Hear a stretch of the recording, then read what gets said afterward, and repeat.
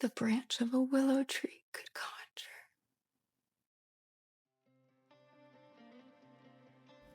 Quick disclaimer before we start. This video isn't an attempt to rewrite Obsession in order to make it a better movie, or even suggest that it should have been made differently. In my opinion, Obsession is one of the best horror movies to come out in the last few years.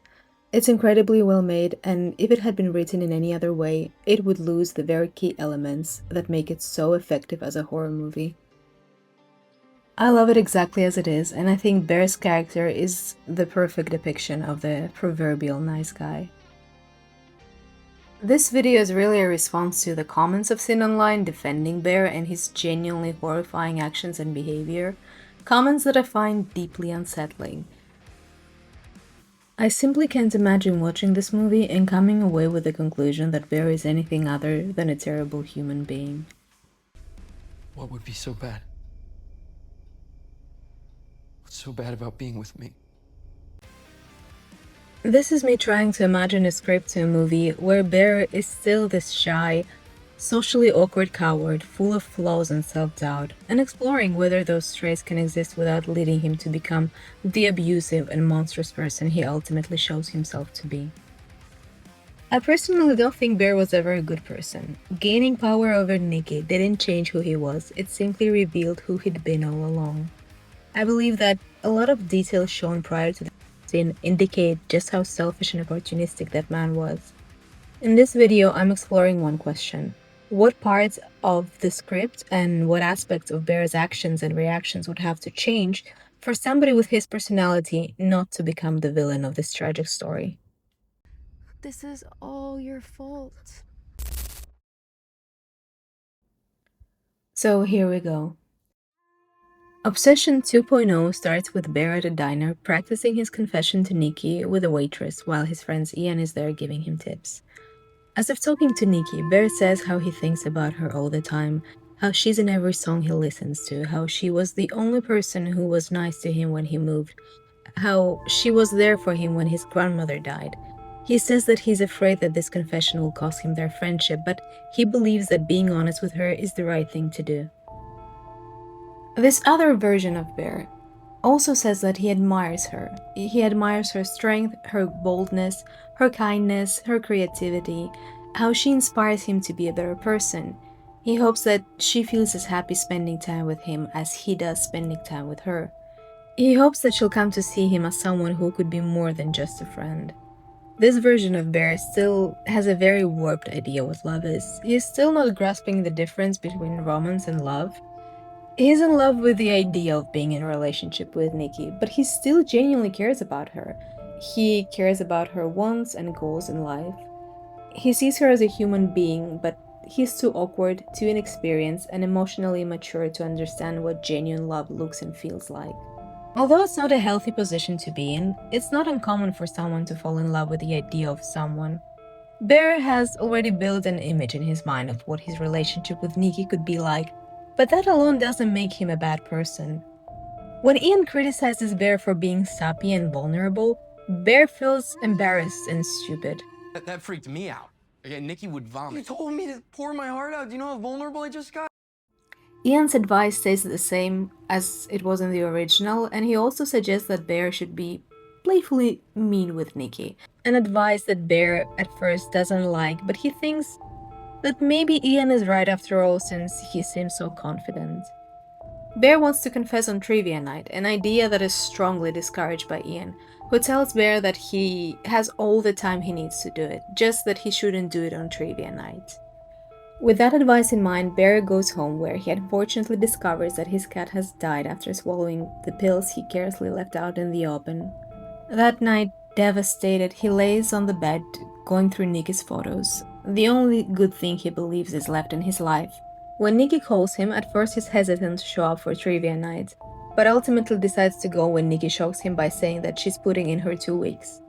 Ian's word about him having all the time in the world echoes in his mind, and he puts his grief aside to get ready to go because Tonight's the night. But before heading to the bar, he stops by a crystal shop to buy Nikki a new necklace to replace the one she lost. He gets distracted when he sees the One Wish Willow, and because of the moment he's more worried about Nikki quitting and him losing his chance to confess to her, rather than her losing her necklace, which would be natural for anyone in his position, he ends up buying the One Wish Willow instead. It's both his subconscious desire to have a wish granted for him, but also him not wanting to get anything for Nikki that would make her roll her eyes. At the bar, everything plays out the same as it does in the movie. They talk, they drink, they tease each other, and just joke around. When it's time to head home, Bear offers to drive Nikki back to her house. On the way, the two of them talk about Nikki's decision to quit her job and focus on her writing and how she needs a big change in her life. Bear's plan to give Nikki the One Wish Willow falls through when she tells him that him getting her something makes her nervous, so he chooses not to give it to her. Feeling desperate, Bear decides to use Ian's advice and calls Nikki Freaky Nikki, which she doesn't appreciate, and then she asks him if he has any feelings for her. He internally freaks out and fails to be honest about his feelings. Sad and angry at himself and his cowardice, Bear, who's not thinking straight at that moment, gets the One Wish Willow and, well, if Bear was a different person, he would have wished for courage to confess to Nikki. He would have wished to become someone who he himself would respect, since he's acutely aware of his flaws and shortcomings. Unfortunately, the movie Bear and his alternate universe version just are who they are. And this Bear also wishes for Nikki to love him more than anything in the fucking world. I don't want to try and make Bear the good guy. He simply should not become the villain, so the selfish wish stays part of the script. Of course, Bear doesn't believe that this would work. To him, this is just a toy, and because he didn't even consider that it would work, he didn't even think twice about his wish. And although there were no malicious intentions, the harm had already been done.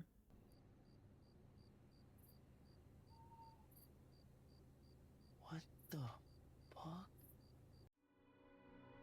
When Nikki approaches him once again and starts talking to him, Bear is confused. For a moment, he even wonders if the One Wish Willow worked.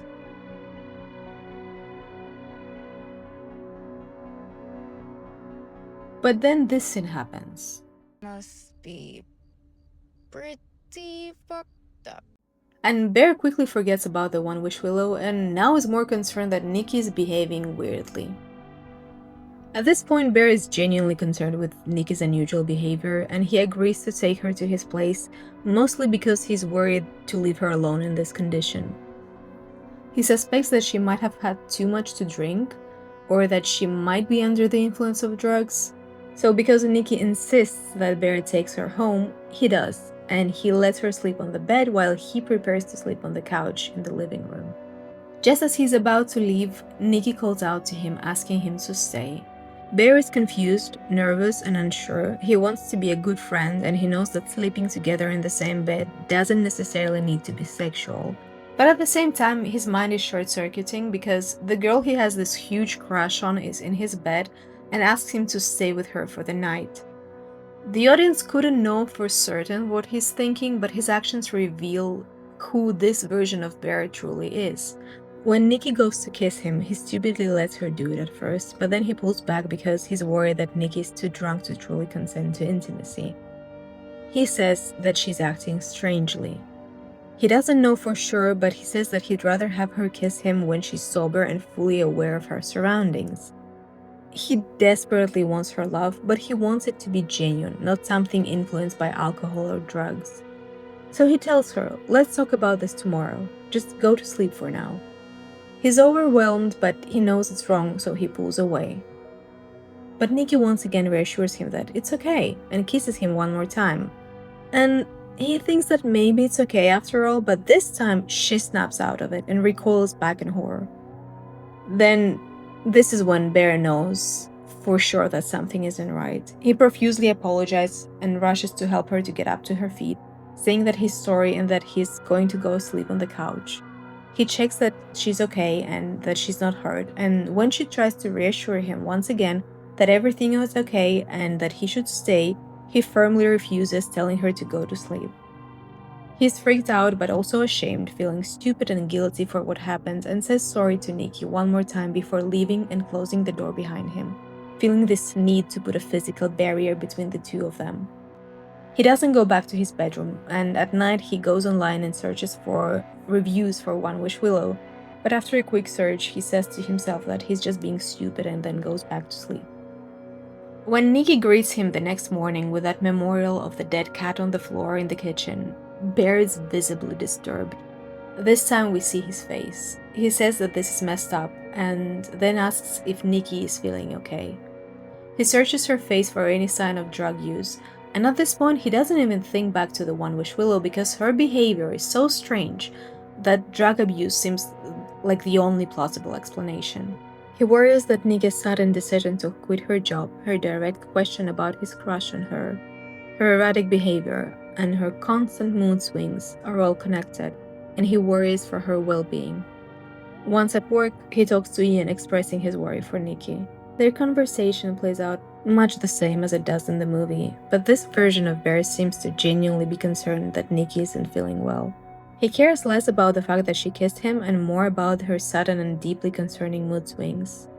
When Ian asks, "Do you think she was on Molly again?" implying that Nikki has a history of drug use, Bear agrees that it's a likely possibility. Ian then reassures him that it was probably the case. When they finish their shift and Nikki appears to be behaving like her normal self, getting into Ian's car to drive away, Bear thinks that things are pretty much back to how they were before, and because of that he has no reason to suspect that the One Wish Willow worked. When he's home on the phone with Ian, searching online for side effects of Molly, he now is almost like 100% sure that everything that happened the night before happened because Nikki was on drugs. And then Nikki comes over to his house and apologizes for her behavior, admitting herself that she was on drugs. This isn't true, of course, but Bear doesn't know that yet. Nikki says that she was on MDMA, she was wasted, and that because of this, along with the fact that her dad was sick, she did things that she normally wouldn't do. She also says that she doesn't think Bear took advantage of her. The original Bear, in the movie, he reacts like this.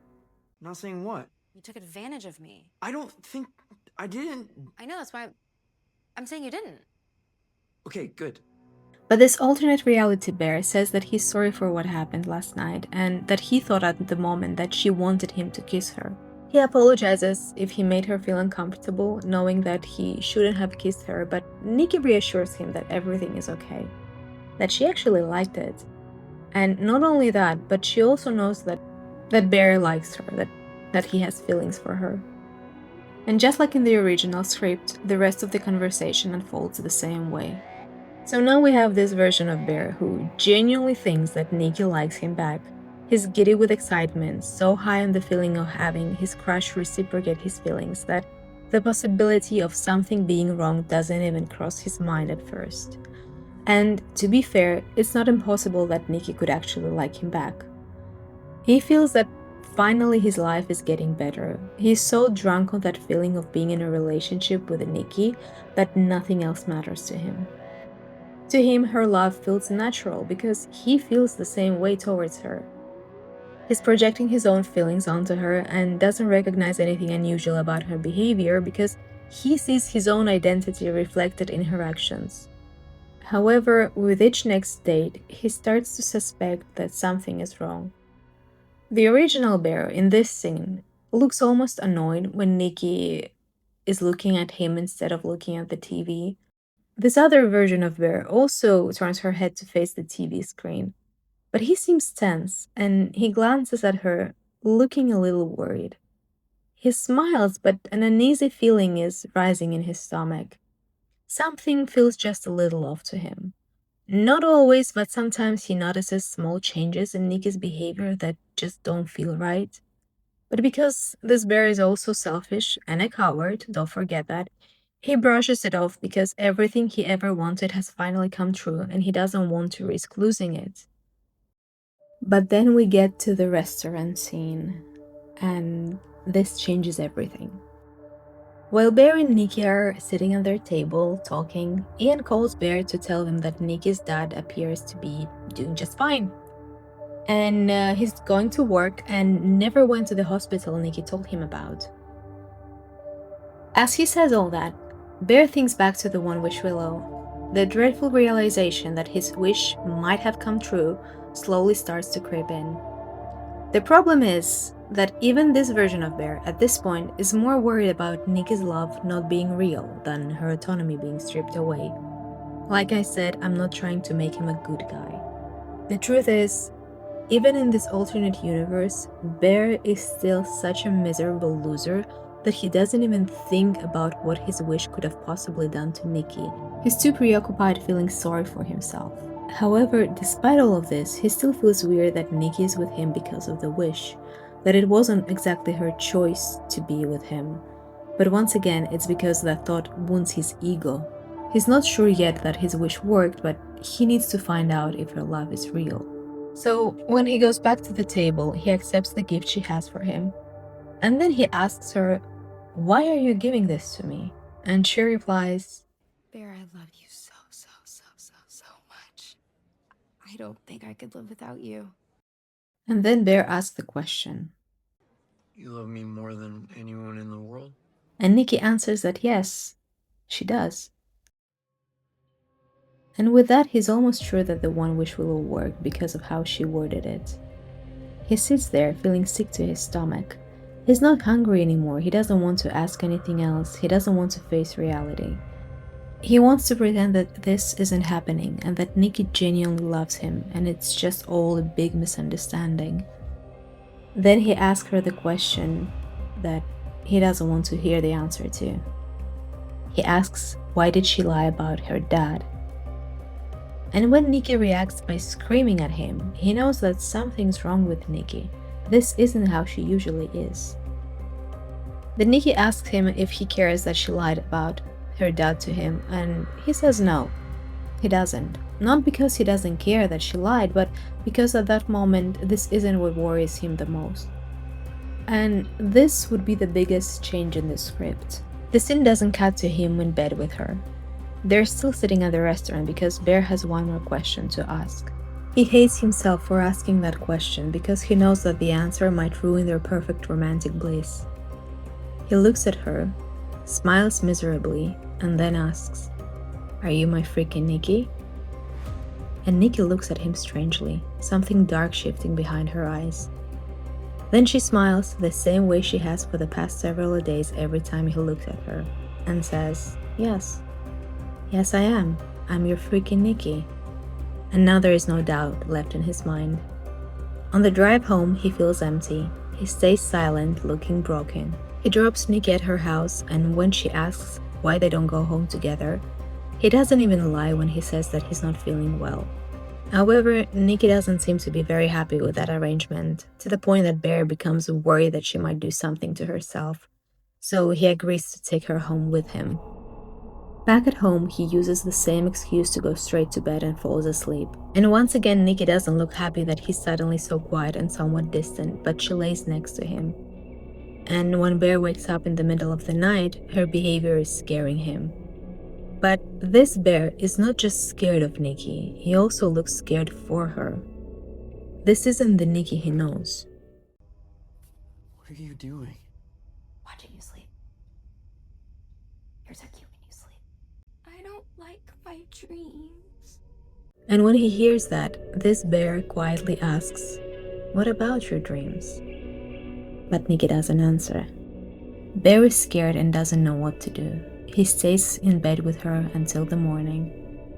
And when he finds out that she cut his hair while he was asleep, he has to gently tell her that she shouldn't do that again.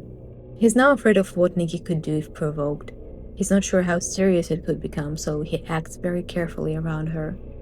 The alternate universe Bear asks Nikki about last night and if she's feeling okay. When she gives him a weird excuse and then smiles at him, he looks devastated. He gently pecks her on the lips when she asks for a kiss, afraid to turn her down. And when he sees the duct-taped door, he realizes the full scope of the nightmare he has put himself in. Yeah, he is worried about how it affects him. Because even in this reality, Bear isn't some sort of hero. He is deeply flawed. He's also selfish. He has yet to prove himself as the nice guy he thought he was. At work, he sees the photo of Nikki with the words "not me" written on it, and he frowns, looking confused. He stares at it for some time before Sarah snaps him out of it. Just like in the original script, they talk about Nikki, Sarah's college application, and then Bear finds out that Nikki cooked his dead cat for his lunch. Are you okay? Bear, what's... Oh my god! While giving Ian a ride home, they strike up a conversation about Nikki. This version of Bear doesn't say that Nikki is the one who won't leave him alone. Instead, he says that things are complicated. He says that it's not fair, not specifying what exactly is not fair. It could be that he means that Ian accusing him of taking advantage of the situation is not fair, or that his wish didn't turn out how he wanted it to. Ian eventually invites Bear to the party but says that Nikki cannot come, and Bear agrees to come over to his place. When Bear gets home, while still in the car, he finds the packaging for the One Wish Willow and sees the customer service phone number that he immediately decides to call. And when they answer, Bear's first question is her love real? This is the only thing Bear is worried about. And just like in the movie, they say, Just because you chose this for her doesn't make it less real.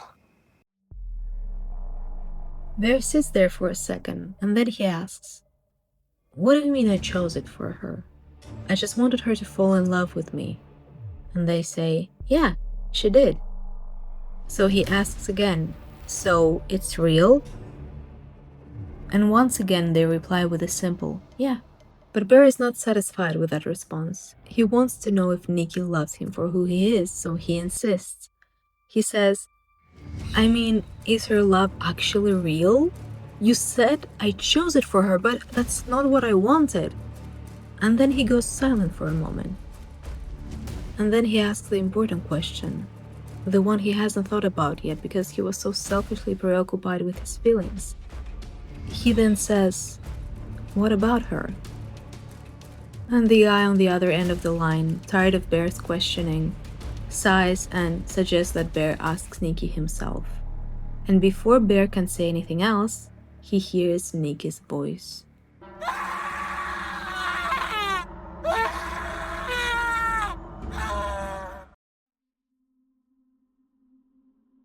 Unable to listen to her screams, Bear almost immediately hangs up and just sits there in silence for a few moments, absorbing the chilling horror of realization of what he has done, of what exactly happened when he made that wish, of what happened to Nikki.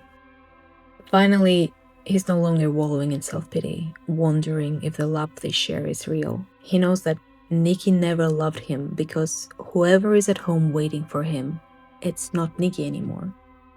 Nikki is trapped somewhere and he's the reason why she's there. He didn't intend to do that, but his careless wish had terrifying consequences. And now he's fully aware of that, and it finally wakes him up. For a few minutes, he just sits there, horrified. He takes out the photo Nikki left him in his lunchbox and looks at it again. The words "not me" are haunting him. And then he calls the support line again to ask if he can cancel his wish. To his horror, he gets a negative answer. Then he asks if he can alter it. The answer is once again a devastating no. This Bear, unlike the original version, doesn't ask if Nikki will stay fucked up forever. This version of Bear asks, is there anything I can do to make things right? He's told that as long as he lives, Nikki's going to stay that way forever. But the wish will go away once he dies. And he's also told that Sounds to me like you have a moral obligation to be there for her. Bear hangs up. He goes home, now fully aware of what he has done to Nikki. And Nikki is there, waiting for him in the dark. When he sees her in that condition, he looks terrified. When he sees what's become of her, he says that he's sorry. Nikki doesn't understand why he's sorry, but he repeats it again, and again, and then again. He says that he'll find a way to fix this. Nikki says that she'll fix it right away by going to the bathroom to wash herself, and Bear says that he's sorry one more time, as if he hopes that the real Nikki will hear him. And this is where my reimagining of the script ends, because I believe that after this scene, the movie would have gone in a completely different direction, so it wouldn't even be the same movie anymore. But I'll leave the rest to your imagination. How do you think this version of the story with this bear would end? I didn't want to strip this version of Bear of all his flaws and negative traits, but I was curious to see which parts of his personality would have to change for him to be worthy of even a little sympathy.